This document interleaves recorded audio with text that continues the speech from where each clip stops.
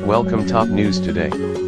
More than 50 world leaders are joining bankers, energy magnates and others Tuesday in Paris for a summit that President Emmanuel Macron hopes will give new momentum to the fight against global warming, despite U.S. President Donald Trump's rejection of the Paris Climate Accord. Sean Penn, Arnold Schwarzenegger, Bill Gates and Elon Musk are among prominent figures joining the world leaders at the summit, where participants are expected to announce billions of dollars worth of projects to help poor countries and industries reduce emissions. Activists kept up pressure with a protest in the shadow of the domed Pantheon monument calling for an end to all investment in oil, gas and resource mining. Story continues below. Advertisement that wasn't far from the message from top officials opening the summit. They agreed that the global financial system isn't shifting fast enough away from carbon emissions and toward energy and business projects that don't aggravate climate change. Financial pledges need to flow faster through a more streamlined system and make a difference on the ground, said Fiji's Prime Minister Frank Bainimarama, whose island nation is among those on the front lines of the rising sea levels and extreme storms worsened by human-made emissions. "We are all in the same canoe, rich countries and poor," he said. Japanese Foreign Minister Taro Kono described ways Japan is investing in climate monitoring technology and hydrogen energy, but said we have to do more and better. Some 3,100 security personnel are fanned out around Paris for Tuesday's event, including extra patrol boats along the Seine River. Macron will accompany the visiting leaders to the summit site on a river island by boat.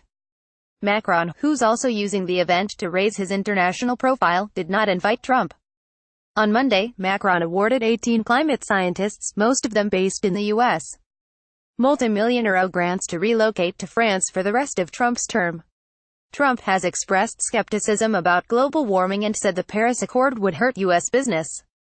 Story continues below. Advertisement: the Make Our Planet Great Again grants, a nod to Trump's Make America Great Again campaign slogan, or part of Macron's efforts to counter Trump on the climate change front. Macron announced a contest for the projects in June, hours after Trump declared he would withdraw the U.S. from the Paris Climate Accord. The summit, co-hosted by the UN, World Bank and Macron, is being held on the second anniversary of the Paris Climate Accord, ratified by 170 countries. Germany's Angela Merkel, who was once labeled the climate chancellor for her efforts to curb global warming, has faced domestic criticism for failing to attend the summit. Annalena Baerbock, a spokeswoman on climate issues for the opposition Green Party, said Tuesday that Macron appeared to be overtaking Merkel as Europe's leading lobbyist on climate issues. "I think that's not a good sign," Baerbock told public broadcaster Deutschlandfunk.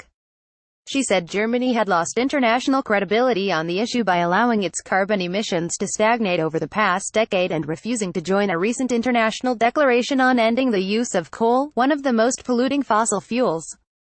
Baerbock said Europe's biggest economy also could have sent a signal on climate financing, a major topic in Paris, by declaring that civil servants' pensions wouldn't be invested in fossil fuels companies anymore, as some countries have already done.